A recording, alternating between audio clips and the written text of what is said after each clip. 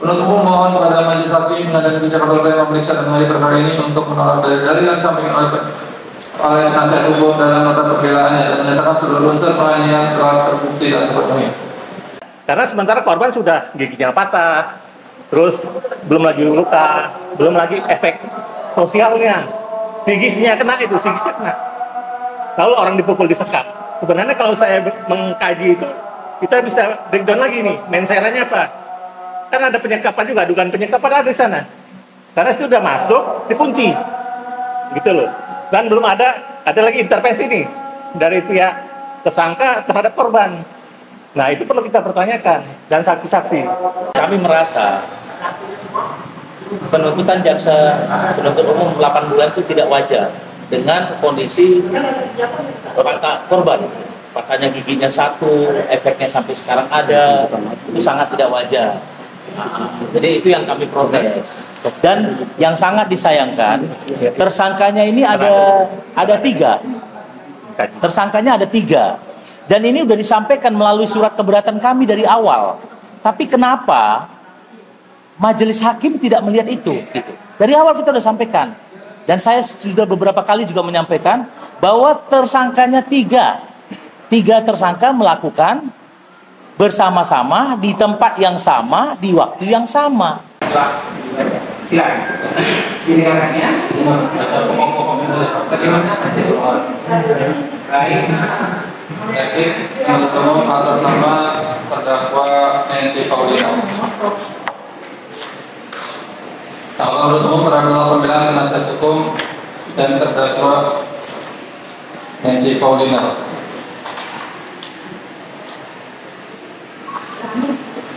Pokok pembelaan yang diajukan oleh penasihat hukum terdakwa antara lain satu menyatakan terdakwa tidak terbukti secara sah memiliki melakukan pidana sebagaimana dilakukan jaksa penuntut umum.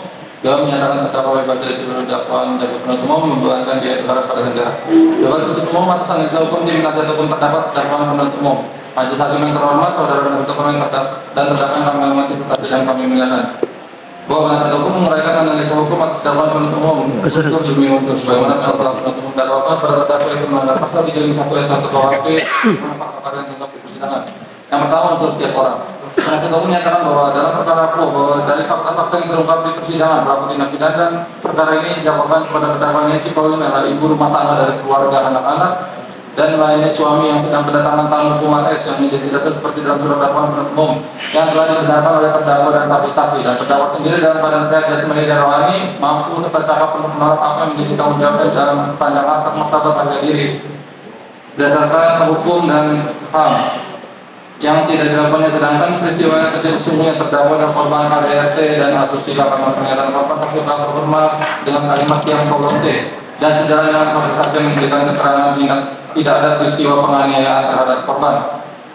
Tanggapan penuntut umum bahwa untuk melihat apakah terdakwa memiliki mensri atau niat jahat tidak lepas dari pembuktian pada unsur lain dalam masalah ini. Pendapat kami untuk melihat apakah terdakwa memiliki mensri atau niat jahat dapat dilihat dari pendapat kami yang telah kami tuangkan dalam surat tuntutan sebagaimana yang kami jelaskan bahwa ini.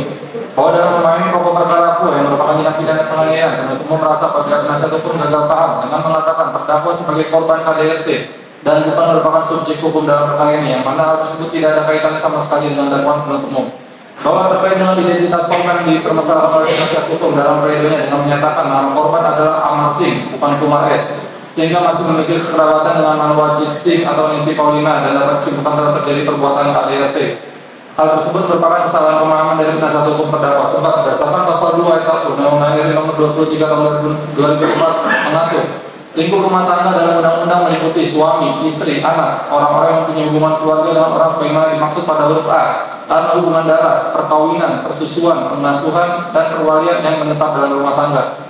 Atau C, orang yang bekerja membantu rumah tangga dan menetap di rumah tangga tersebut. Bahwa berdasarkan kartu tanda penduduk atau KTP nomor NIK 1671100675003 yang dikeluarkan oleh Dinas Pendudukan Catatan Sipil Kota Palembang, Provinsi Sumatera Selatan, menerangkan nama lengkap Kumar S lahir di Bandung 3 Juni 1975, identitasnya telah sesuai dengan yang diucapkan pada saat memberikan keterangan di persidangan sebagai saksi.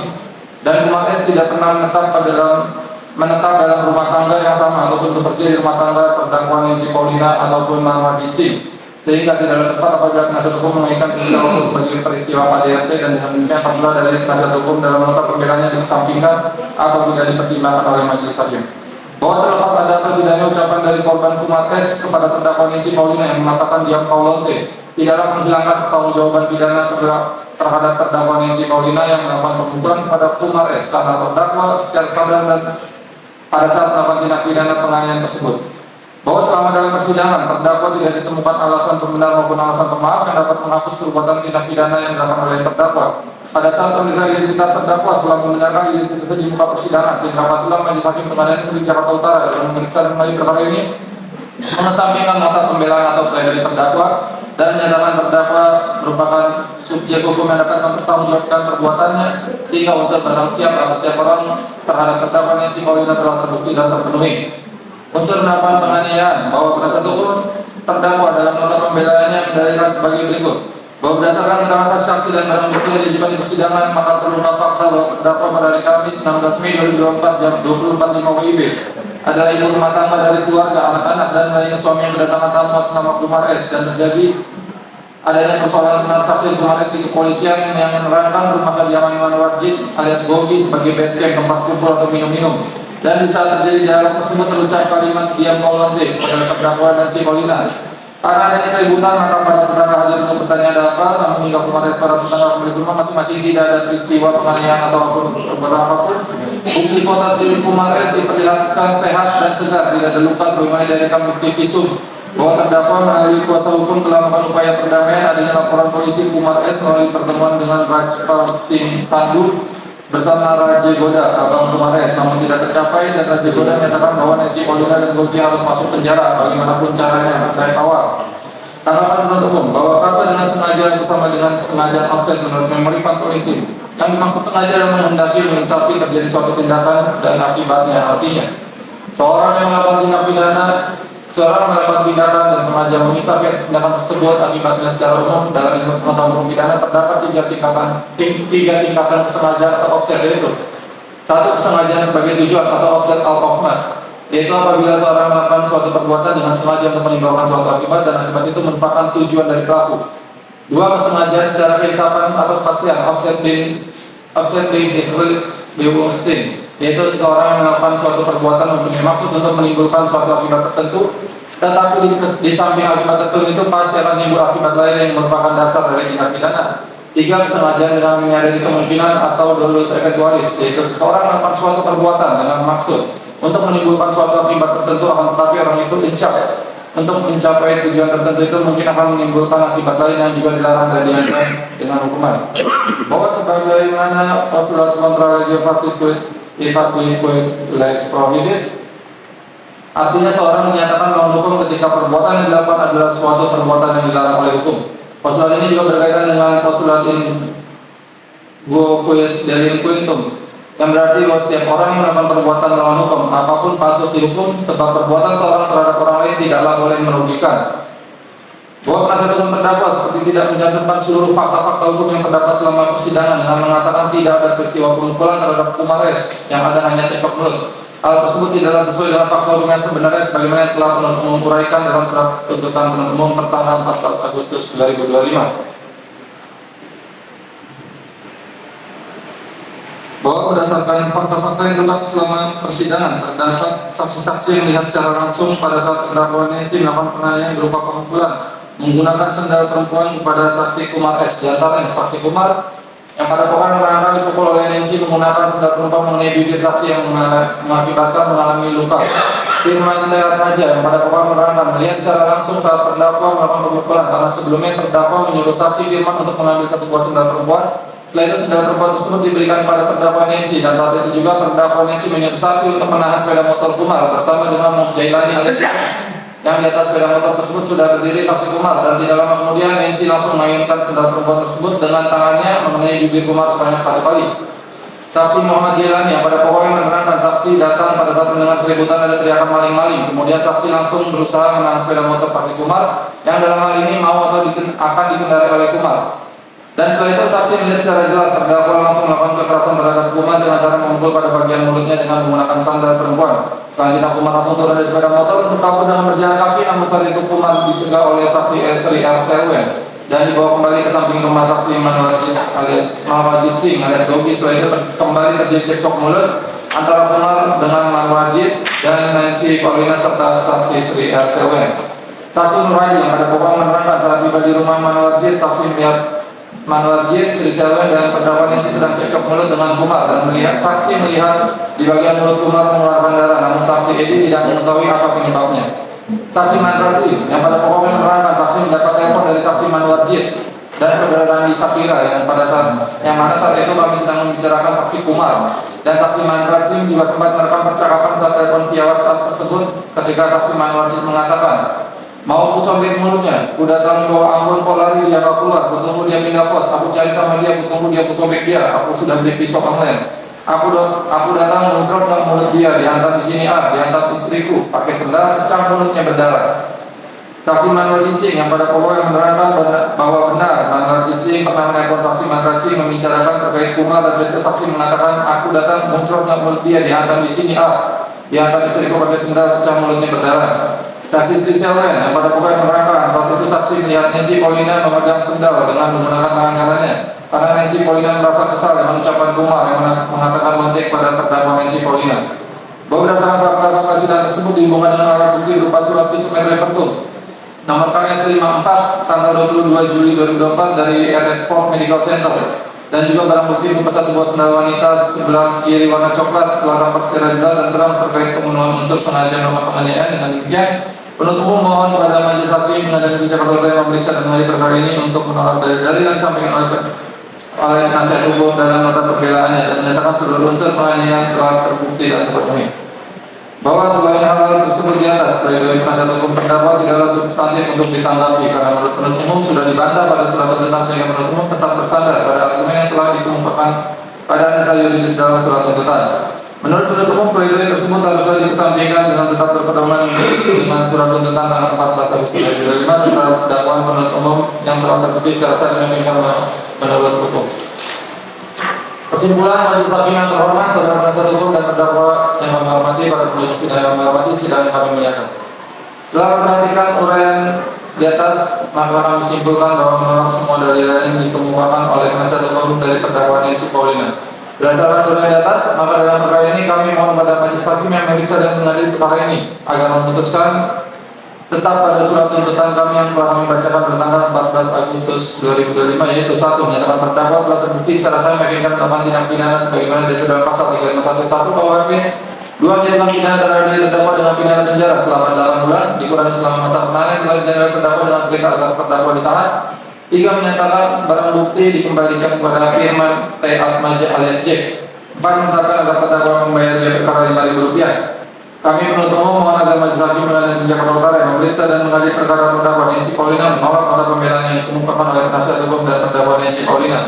Maka kami mohon Majelis Hakim dalam putusan kelak akan sependapat dengan surat tuntutan kami. Demikian tanggapan kami atas nota pembelaan terdakwa Nancy Paulina sampaikan hari ini Selasa 26 Agustus 2025 penuntut umum ditandatangani. Silakan.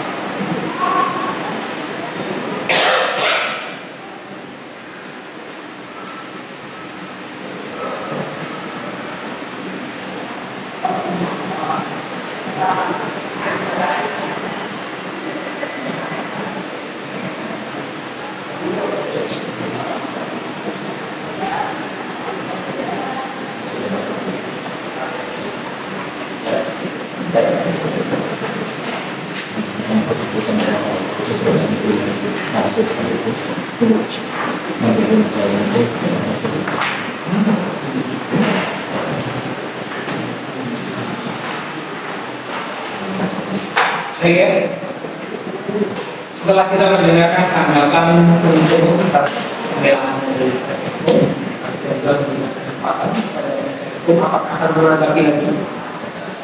Mohon alat secara tertulis. Tertulis. Baik ya.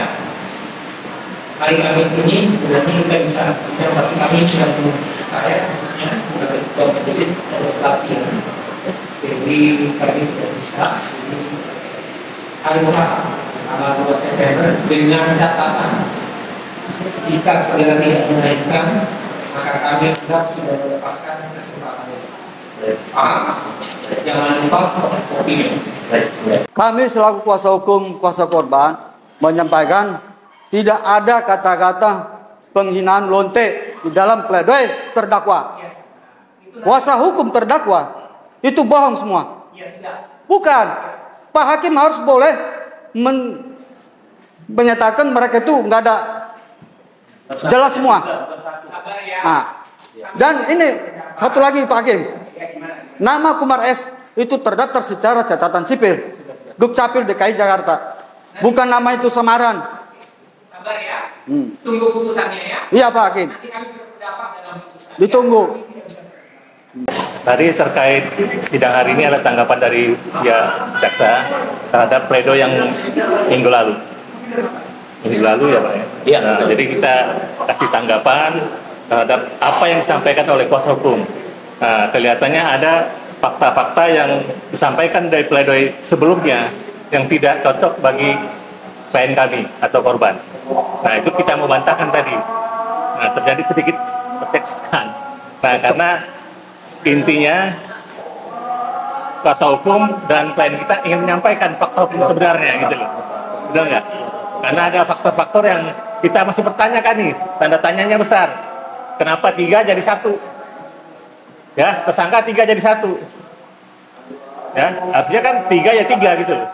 Jadi menurut saya dalam penerapan hukum, ya, penerapan hukum itu haruslah satu realistis, terukur dan masuk akal. Realistis itu apa? Bagaimana peristiwa hukumnya? Nah, peristiwa hukumnya mana? Pasal apa yang masuk? Setelah itu realistis terukur. Nah, kalau itu kan undang-undang nih. Nah, pasal 351, 170 apa pasalnya? Masukkan situ ke dalamnya. Nah, terus tadi kan realistis terukur dan masuk akal. Nah, kalau tuntutan itu 2,8 tahun misalnya, tapi dikasih 8 bulan, kita pertanyakan itu ada apa gitu. Ya, karena sementara korban sudah giginya patah, terus belum lagi luka, belum lagi efek sosialnya, psikisnya kena itu, psikisnya kena. Kalau orang dipukul disekap, sebenarnya kalau saya mengkaji itu, kita bisa breakdown lagi nih, menseranya apa? Kan ada penyekapan juga, dugaan penyekapan ada di sana. Karena itu udah masuk, dikunci, gitu loh. Dan belum ada lagi intervensi nih dari pihak tersangka terhadap korban. Nah, itu perlu kita pertanyakan dan saksi-saksi. Nah, kami mengharapkan dan saya tadi sudah memberikan surat kepada KPN terkait bukti-bukti baru sehingga nanti majelis bisa menerangkan apanya fakta hukumnya. Jadi bukti-bukti itu kami terangkan dari awal sampai akhir. Ini ada bukti-buktinya sudah kami terangkan dan kami sudah mengirim ke surat ke Kejagung, Jamwas, ya, ke Jamwas, ke Polsek, ke Jari sudah surat ini. Kita tinggal tunggu tanggapannya. Sehingga kepastian hukum ini ada jelas. Jadi kita itu sama kedudukannya dalam hukum, tapi kadang-kadang ada beda tanggapan dari penegaknya sendiri, gitu loh. Sementara kedudukan hukumnya sama nih, sama-sama. Masyarakat Indonesia sama kedudukan hukumnya. Jangan sampai di mata penegak hukum kita berbeda. Itu yang mau kita harapkan. Mungkin dari itu tambahan dari rekan-rekan sekalian. Tadi fakta apa Pak yang diprotes Pak? Yang dianggap tidak sesuai gitu? Yang pertama nama abang kita ini tidak cocok. Ya. Terus yang kedua ada kata-kata kasar ya.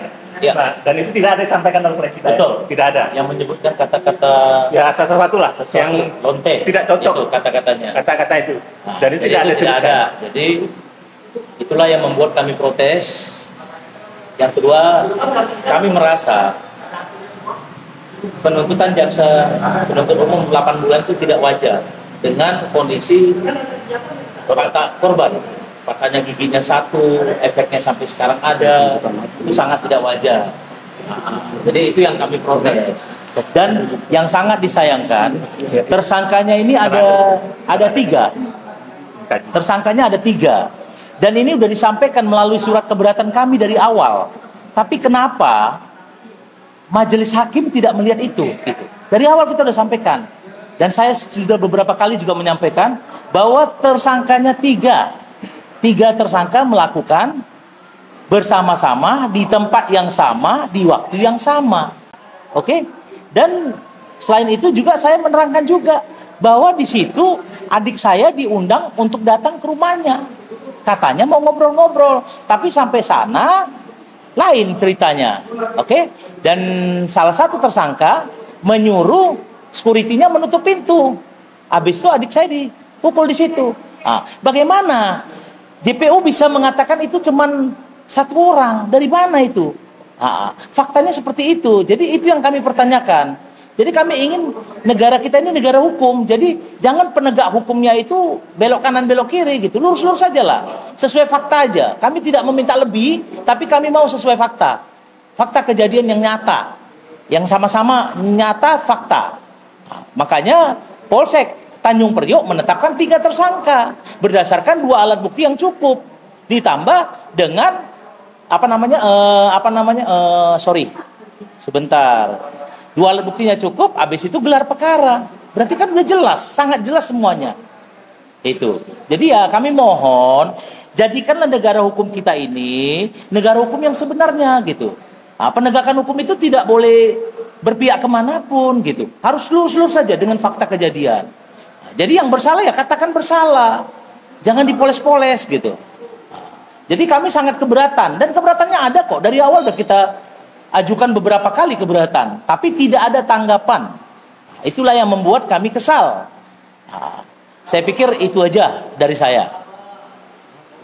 Jadi kita awasin aja melalui nanti kita kirim ke KY, ke Bawas, mari ya, Bawas Mahkamah Agung kita kirim surat juga untuk mempertanyakan proses dari persidangan ini. Untuk kita pastikan apa sebenarnya konstruksi hukum yang menurut hakim benar nggak ini pasal-pasal yang dimasukin, konstruksinya benar nggak, tuntutannya benar nggak gitu loh. Nah itu kan yang perlu kita garis bawahi bahwa ada 3 kali tersangka ini tidak hadir. Iya. Itu yang kita pertanyakan juga. Bagaimana sikap dari seorang majelis untuk memastikan, oh kamu tidak hadir. Ini apa kira-kira pasal yang harus disampaikan gitu.